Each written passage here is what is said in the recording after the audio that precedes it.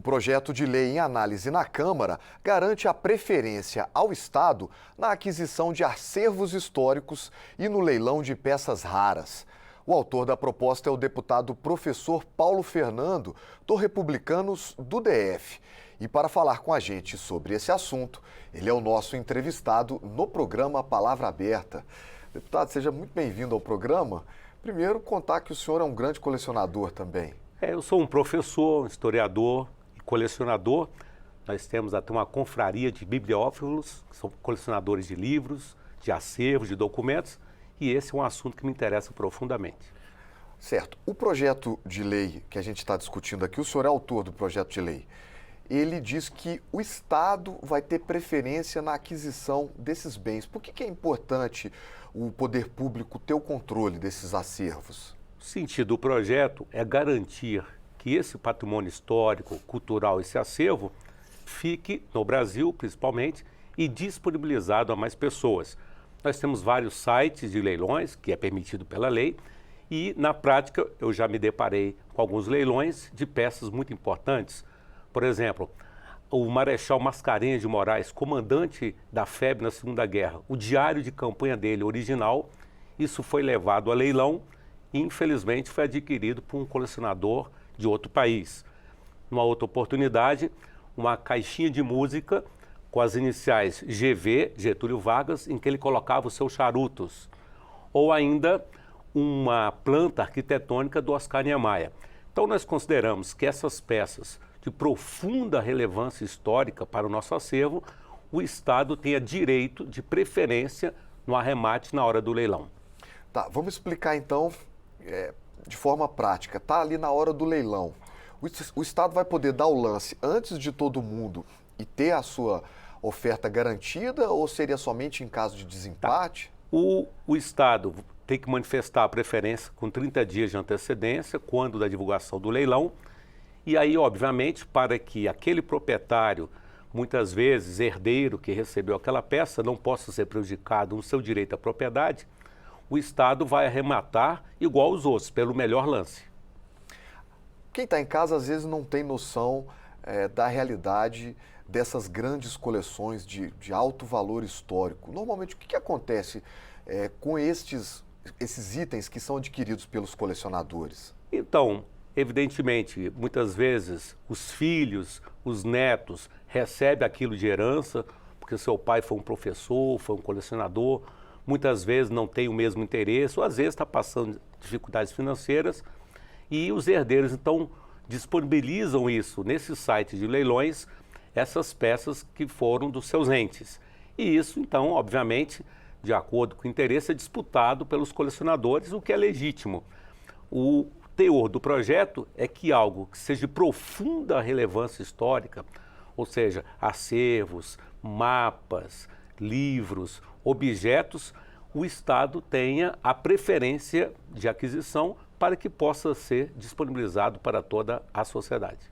Há recurso financeiro para que isso seja feito? Então, nós temos dentro do orçamento, principalmente na área de cultura, verbos destinados a isso, até mesmo porque nós temos também aquelas verbas destinadas a museus, a bibliotecas, que também podem ser utilizadas para a aquisição dessas peças, porque o sentido é que essas peças, uma vez arrematadas, possam ser disponibilizadas no museu ou na biblioteca relacionada ao assunto. Quando a gente visita grandes museus, no Brasil e até fora do Brasil também, é comum a gente se deparar com coleções privadas, grandes colecionadores que optam por compartilhar essas riquezas que eles detêm. Expõem quadros e coleções das mais variadas em museus públicos. Não seria uma possibilidade também obrigar que todo colecionador que adquira um bem com alto valor histórico seja obrigado a disponibilizar isso para o público? Essa é uma outra vertente, principalmente relacionadas a obras de arte que tem um valor no mercado muito alto, que é diferente desse projeto. Esse projeto é para acervo histórico, acervo de aspecto cultural da história do Brasil. Perfeito. O senhor disse que é colecionador. O senhor tem documentos históricos? O senhor expõe esses documentos em algum lugar? Então, eu sou um professor, um colecionador, E meu objeto de estudo, de pesquisa, de coleção, são assuntos relacionados à década de 30, né? Então, relacionado à Revolução de 30, à Revolução Constitucionalista de 32, né, que comemoramos agora esses dias, também em relação à época da Era Vargas, a intentona integralista, a intentona comunista. Então, esse da década de 30 a 40 é o objeto do meu estudo, da minha pesquisa, não é?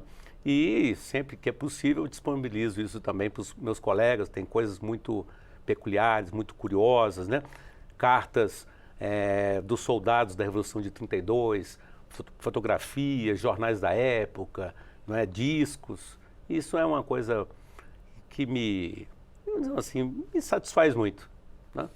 Alguns colecionadores dizem que preferem manter consigo estes itens por não confiar na tutela do Estado. Acham que os bens, os itens atualmente não são bem tratados pelo poder público. Isso é verdade? Então, nós temos vários órgãos públicos, né? A Biblioteca Nacional, o Arquivo Nacional, aqui no DF temos o Arquivo Público do DF, que são órgãos muito respeitados e que têm todas as condições de guardar esses documentos e, uma vez microfilmados e pela internet, disponibilizar às pessoas. Agora também um sentimento muito de egoísmo, né? Porque a pessoa tem aquela joia, tem aquela preciosidade, né? E guarda aquilo como uma relíquia, né?